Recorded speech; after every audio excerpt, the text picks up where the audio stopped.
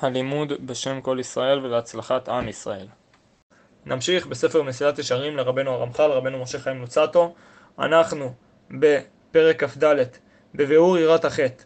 מקדים מסכם לנו הרב קוק ואומר: יראת חטא גדרה שלא יצא מתוכנית חינוך ייחודנית, דבר שהוא נגד כבודו יתברך, יחרד על העבר, ההווה והעתיד. אומר לנו רבנו הרמח"ל: הנה ראותנו המידה הזאת נמנית אחר כל המידות הטובות אשר זכרנו עד הנה. די לנו להעירנו על עניינה שראוי שיהיה ודאי עניין נכבד ועיקרי מאוד וקשה להשיג אותו, שכבר לא יוכל להגיע אליו אלא מי שכבר השיג כל המידות שקדם זכרם. אמנם שנקדים כי מיני העירה הם שתיים שהם שלוש. האחת קלה מאוד להשיגה, אין דבר קל כמוהו, והשנייה קשה מן הכל, ושלמותה כמו כן שלמות גדול מאוד. יש יראת העונש, וזהו המין האחד, ויש יראת הרוממות, וזהו המין השני, שיראת החטא חלק שני ממנו. ונבהר עתה עניינם והבדליהם. יראת העונש כפשוטה, שאדם ירא מעבור את פי השם אלוקיו מפני העונשים אשר לעבירות, אם לגוף ואם לנפש. והנה זאת קלה ודאי, כי כל אדם אוהב את עצמו וירא לנפשו, ואין דבר שירחיק אותו מעשות דבר אחר יותר מן היראה שלא תבואר בו איזו רעה. ואין יראה זו ראויה אלא לעמי הארץ ולנשים אשר דעתן קלה, אך אינה יראת החכמים ואנשי הדת. המין השני הוא יראת הרוממות, והיא שהאדם ירחק מן החטאים ולא יעשה מפני כבודו הגדול יתברך שמו. כי איך יחל או איך יערה ליבו של בשר ודם שפל ונמאס לעשות דבר נגד רצונו של הבורא יתברך ויתעלה שמו. והנה זאת היראה אינה כל כך קלה להשיג אותה, כי לא תיוולד אלא מתוך ידיעה והשכלה להתבונן על רוממותו יתברך ועל פחיתותו של האדם. כל אלה דברים מתולדות השכל המבין והמשכיל, והיא היראה אשר שמנוה לחלק שני מאחד מחלקי החסידות אשר זכרנו.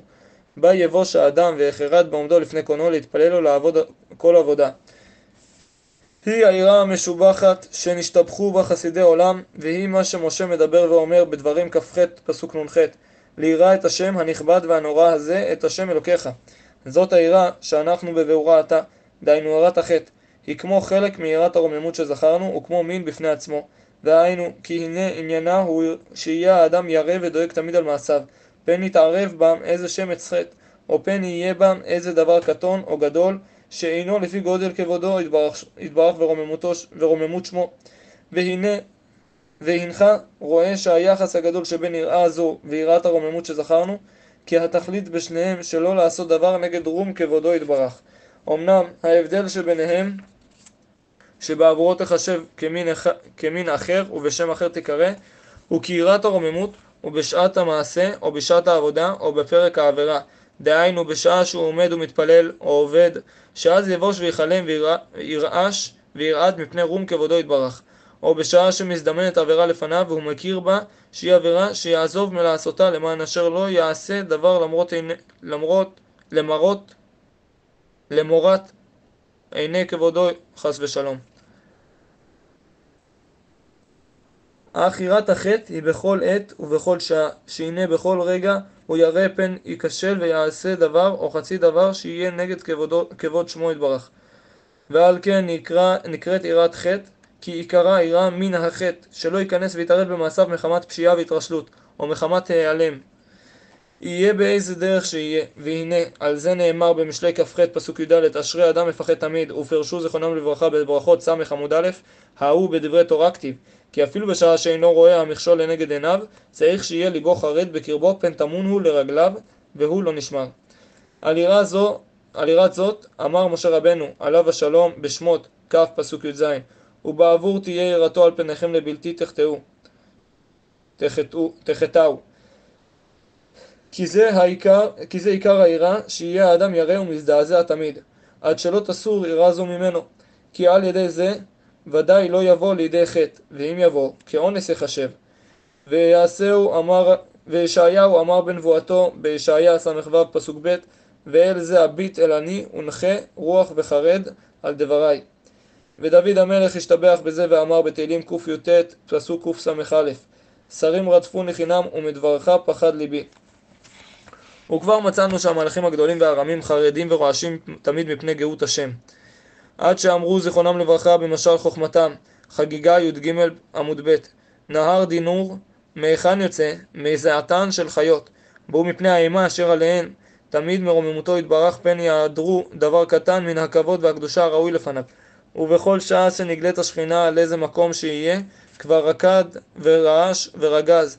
הוא מה שאמר הכתוב בתהילים ס"ח פסוק ט', ארץ רעשה אף שמיים נטפו מפני אלוקים.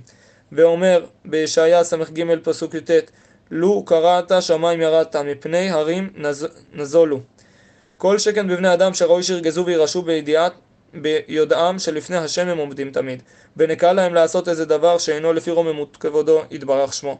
והוא מה שאמר אליפז לאיוב, איוב ט"ו פסוקים י"ד עד ט"ו, מה אנוש כי יזכה וכי יצדק ילוד אישה, הן בקודשו לא יאמין ושמיים לא זכו בעיניו. ואומר שם באיוב פרק ד' פסוקים י"ח י"ט, אין בעבדיו לא יאמין ובמלאכיו ישים תהלה. אף שוכני בתי חומר אשר באפר יסודם ידקום לפני עש. כי הנה על כן צריך ודאי שהחרה תמיד וירעש כל האדם. וכמאמר אליהו שם באיוב פרק ל"ז פסוקים א' ב', אף לזאת יחרד ליבי ויתר ממקומו שמעו שמוע ברוגז קולו וכו'. זאת היא העירה האמיתית שראוי לאיש החסיד שתהיה על פניו תמיד ולא תסור ממנו. אך חלקי העירה הזאת שניים, האחד הוא בהווה או עתיד, והשני בעבר.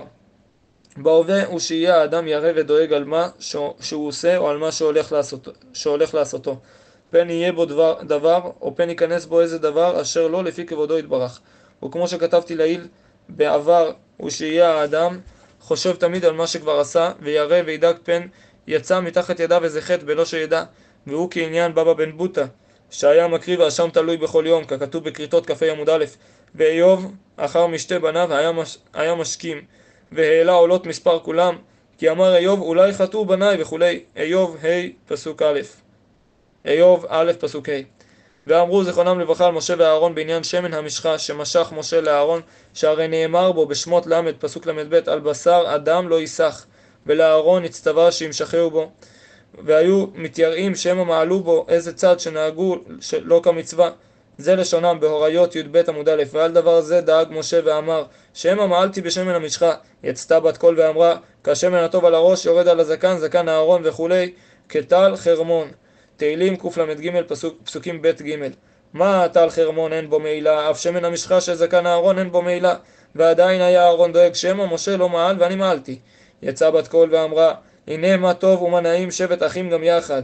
תהילים קל"ג פסוק א'. מה משה לא מעל אף אתה לא מעלת? הרי לך מידתם של חסידים שאפילו במצווה שעשו היו דואגים ואומרים שמא נתערב בהם שמץ פסול חס ושלום. ואברהם אחרי שיצא לעזור לבן אחיו לוט ששבו אותו היה מתפחד ואומר שמא לא זכו מעשיו לגמרי.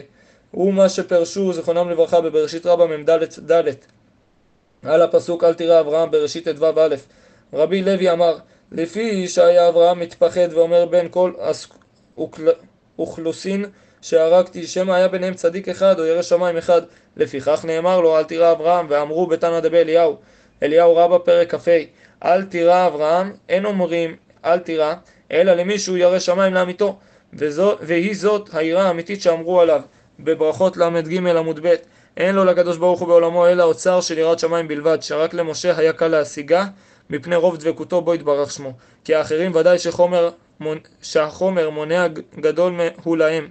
אמנם כל חסיד וחסיד ראוי לו להשתדל להשיג ממנה כל מה שיוכל, ונאמר בתהילים ל"ד פסוק י', יראו את השם קדושיו. חזק וברוך.